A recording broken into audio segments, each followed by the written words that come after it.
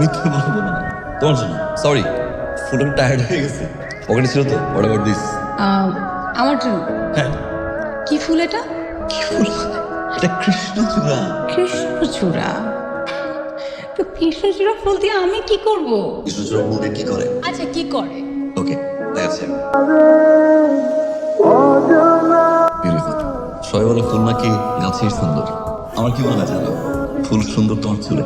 এখনকার ইন্ডিচুরি best best means best. Normal রেস্টুরেন্টে যাও, hello sir, hi sir, how can I help you sir? এই জন্যতে বসবেন নাকি ওই জন্যতে বসবেন?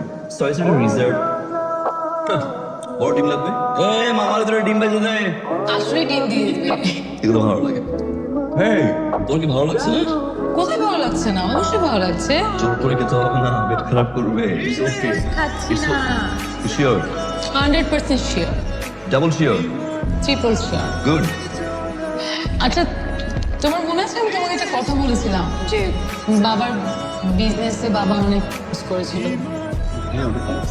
ওই সময়টায় আমরা অনেক সমস্যা ছিল। বাবার একটা বন্ধু আছে, ছোটবেলার বন্ধু, আনিস আঙ্কেল। সে হঠাৎ করে এসে বাবার সব ঋণ পরিশোধ করে দিল। মানে আউট অফ নোওয়্যার একটা মানুষ আসলো, এসে এতগুলা মানুষের জীবনকে সুন্দর করে দিল, সব প্রবলেম সলভ করে দিল।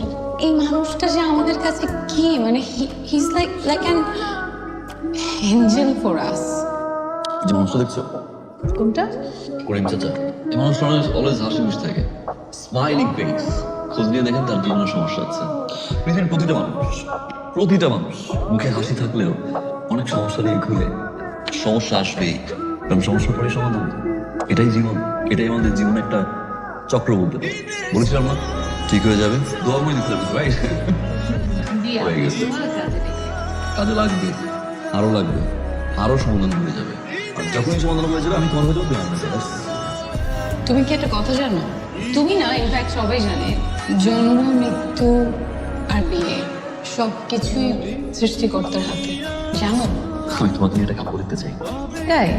কাপড়ের নাম দিলাম, কাপড়টা শুরু করবো তোমার জন্য, আচ্ছা।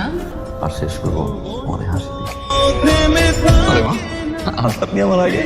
ছেলে যখন কোনো মেয়ের জন্য অনেকক্ষণ ধরে অপেক্ষা করে, তার মানে ছেলেটা মেয়েটাকে ভালোবাসে। আর যখন কোনো মেয়ে কোনো ছেলের জন্য অপেক্ষা করে, তার মানে তো মেয়েটা ঠিকই ভালোবাসে। তবে ছেলেটা চেয়ে দিবি, আমি লাভ উইথ ইউ। সৌরভ, আমার কিছু কথা আছে। বলো।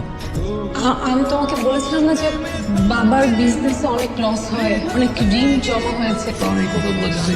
না, আরো কিছু কথা আছে। সবকিছু দেখাশোনা করে বাবার বন্ধু আনিস আঙ্কেল। জানি তো।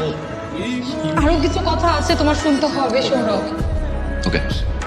বাবার চিকিৎসার জন্য যত টাকা লাগে সব টাকা আনিস আঙ্কেলেরই দেওয়া, সবসময়ই দেয়। এখন আনিস আঙ্কেল চাচ্ছে তার ছেলের সাথে আমাকে বিয়ে দিতে। বাবাও এতে রাজি। সৌরভ, এমন না যে আমার অমতে রাজি হয়েছে।